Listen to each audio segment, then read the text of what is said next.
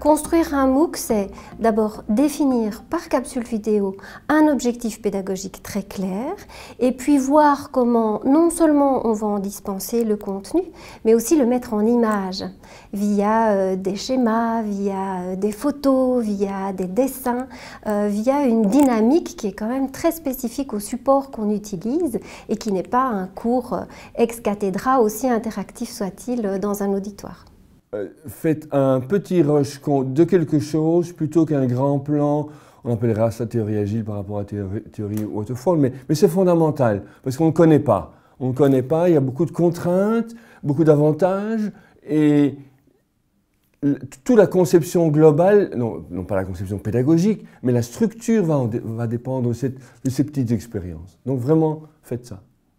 Une chose essentielle, me semble-t-il, c'est d'avoir une vision assez claire de ce qui doit aller dans les capsules vidéo et ce qui peut au contraire être transmis par des lectures.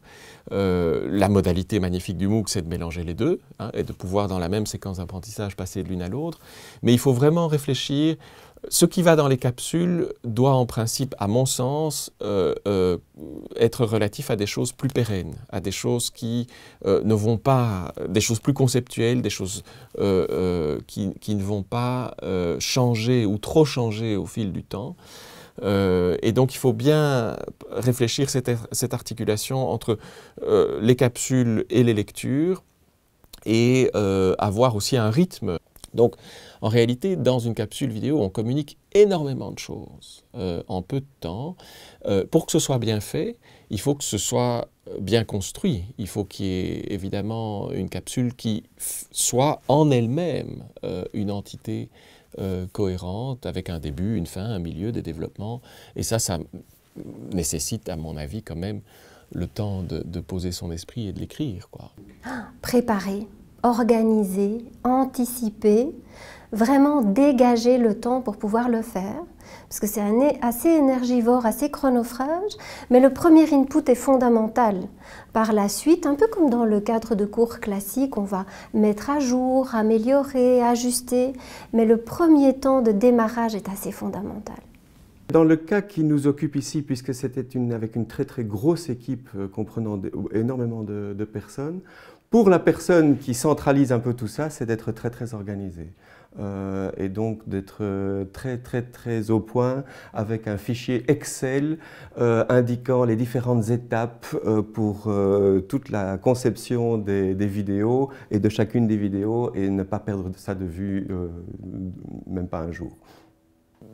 On est très bien entouré et on est mis en confiance et moi mon conseil ce serait bien entendu d'écrire les capsules, d'avoir un prompteur et d'être en mesure de pouvoir produire un texte qui est fait pour être dit, pas simplement lu.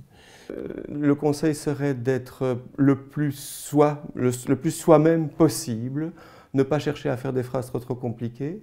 Et ça, il faut l'avoir un peu prévu puisque c'est devant un prompteur. Et ce n'est pas un exercice si facile, le témoignage devant prompteur. Donc voilà, être le plus relax possible. C'est pas si simple. Il faudrait demander au caméraman qui est juste là. Oui, alors bien mettre des bons vêtements pour accrocher le micro, parce que c'est vrai que peut-être que quand on est une femme, on y pense moins, mais on met une robe et puis ça marche pas. Alors il y a tous les conseils classiques, hein, penser aux bons vêtements qui vont pas jurer. Mais sinon, pour le tournage, je pense que chacun est quand même fort différent et pour en avoir discuté, c'est par exemple par rapport à la vitesse de défilement du prompteur, c'est un peu chacun à sa manière. Et puis se dire, oui, les premières vidéos, forcément, ça va pas aller. Et puis on attrape un rythme. De par mes activités dans le domaine des droits de l'homme, je suis impliqué dans plusieurs processus au sein de l'Organisation des Nations Unies et j'ai fait intervenir dans le MOOC quelques experts à la très grande réputation du système des Nations Unies.